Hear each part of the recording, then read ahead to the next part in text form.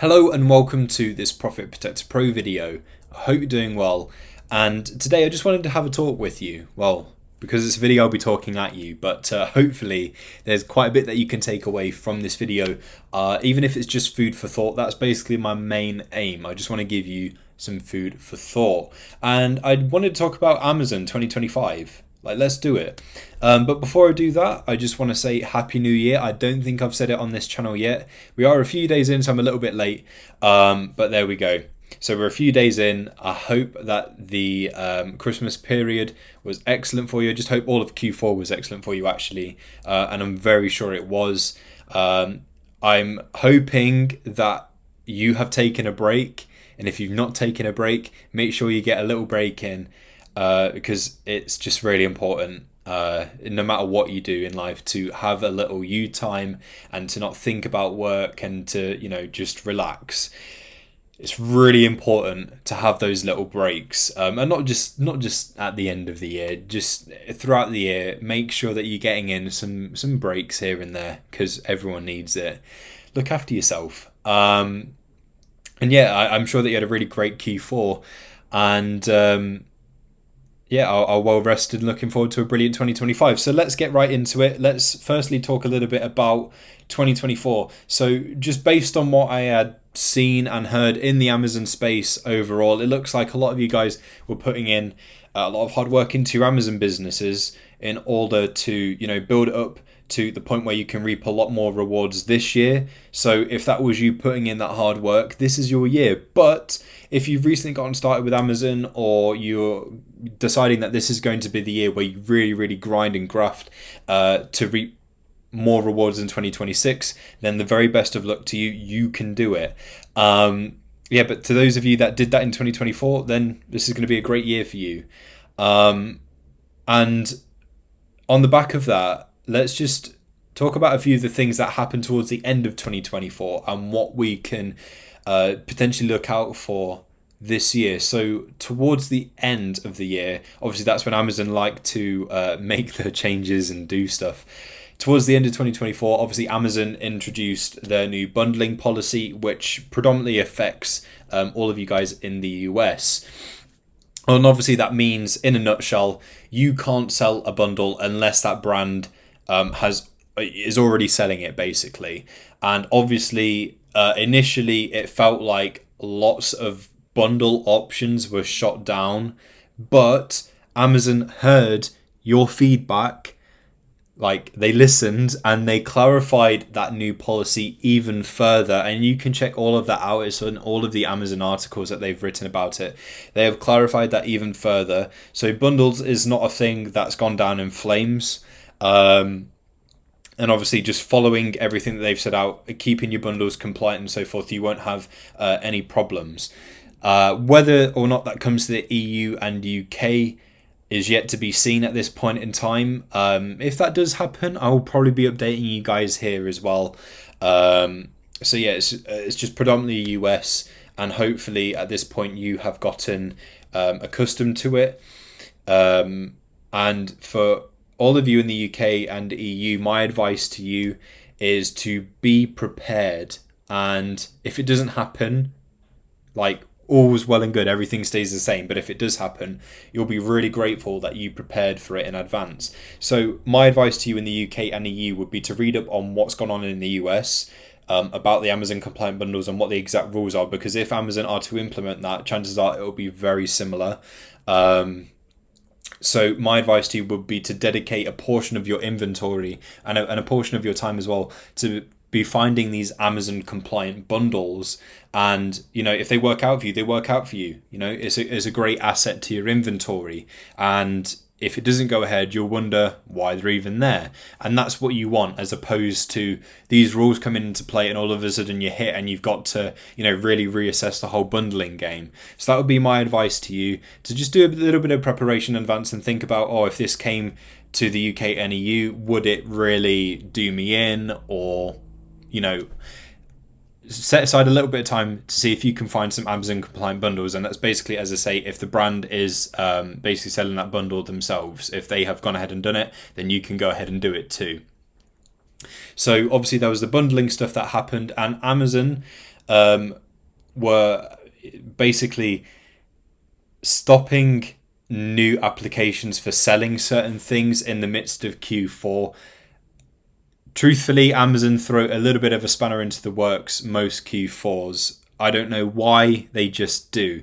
But obviously, it's just a little rock in the road and it can be overcome, even though it is quite annoying. So what I'm talking about is in the midst of Q4, I am aware of some sellers that weren't allowed to sell Lego and Funko. Those were the two main ones that I saw. Obviously, there would have been other brands and so forth as well. And yeah, Amazon were just stopping some sellers from selling those things, and for the sellers it was fine, it was normal. And then it sort of rotated around a little bit where some people were getting back into it and that they were being allowed to sell those items and other sellers weren't. I don't know what exactly was going on or what Amazon were thinking or what the reason was or why it was for certain sellers and not for others. I don't actually know. From what I saw, I don't really think anyone does know what Amazon were up to there. It just seemed to be something they were doing. Just another one of those spanners that they throw in the works in Q4. But all of that should be back to normal as far as I'm aware.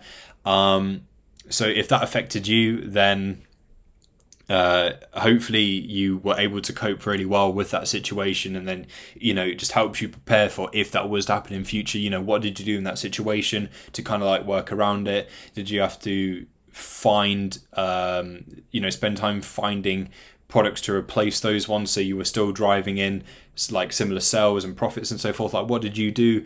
It's just great experience for if that was to happen is what you've got to take away from it.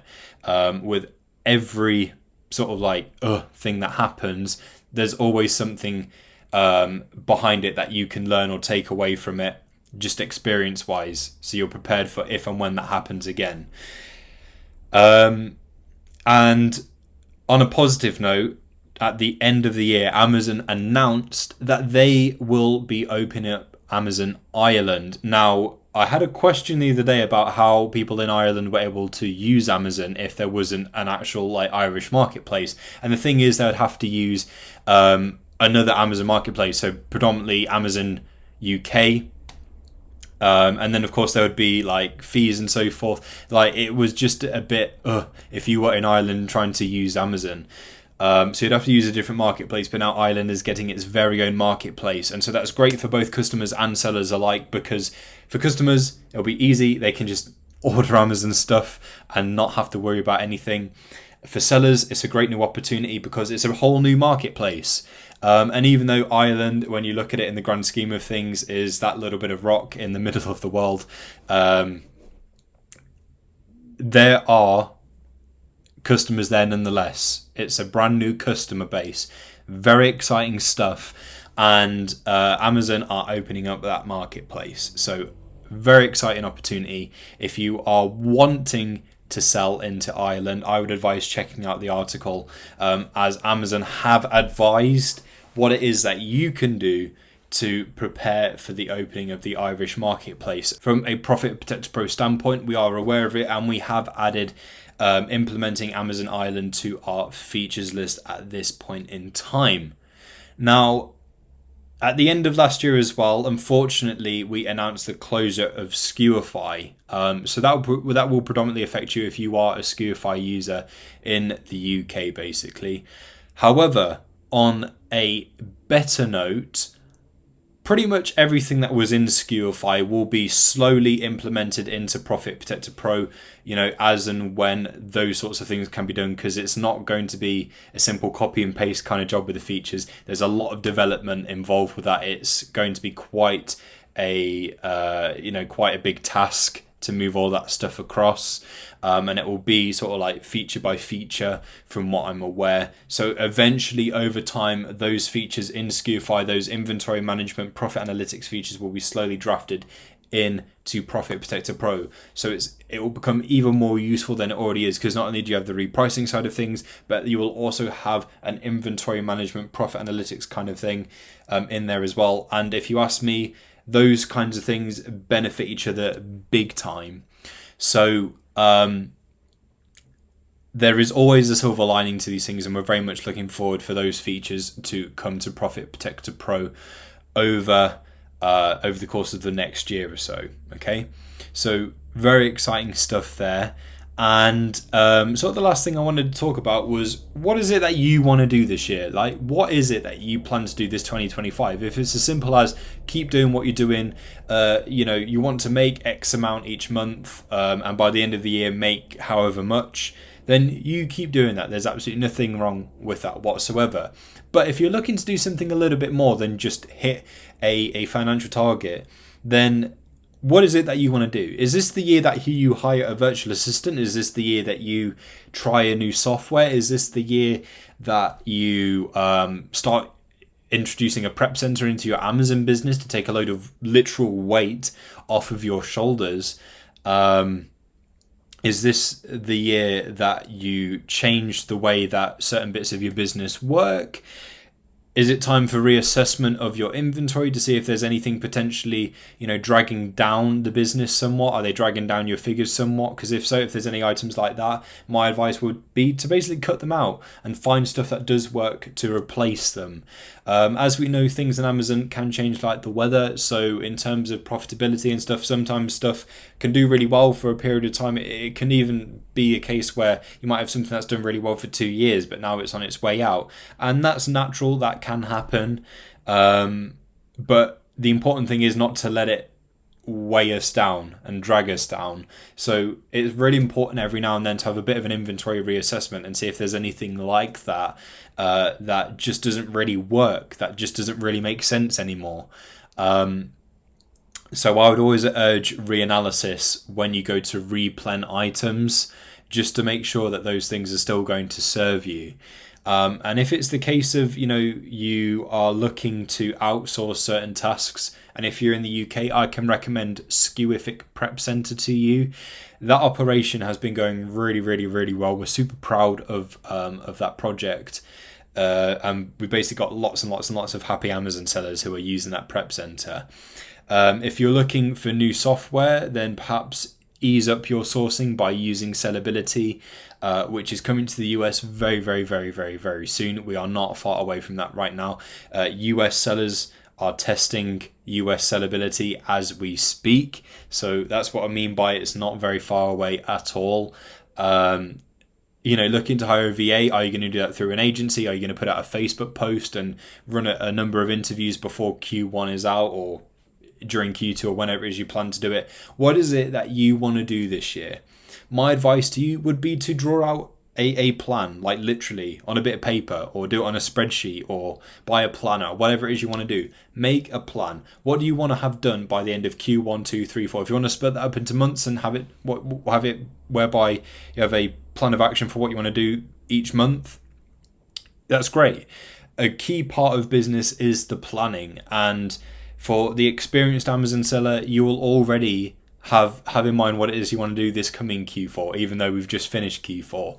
The further ahead you can be prepared, the better it's going to be for you, the easier things are going to be. So draw up a plan of action, even if things change, because business can be very fluid, especially on Amazon. Things can change. As long as you have a skeleton of what it is you want to do and what it is that you want to achieve, then you will do it. And if you've got a goal for the end of each quarter and then an overall end goal for each year, assuming that you do end up achieving everything at the end of each quarter, that will mean that your end of year goal will also be achieved. And I believe you can do it. I believe that you can do it. I know how great all of you are at this Amazon game, and I know that you can do it.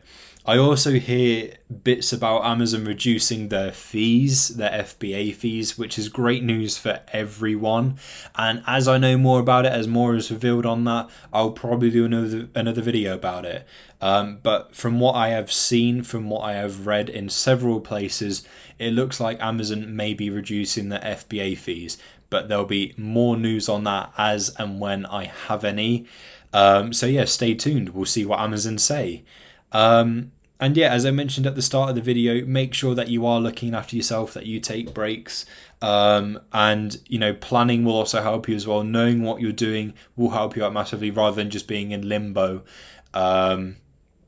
It'll help you out in so many different respects. So if you haven't already, draw up a little plan of what you want to do this year. Hopefully this has given you some great food for thought. Thank you for listening to me, and I will catch you next time.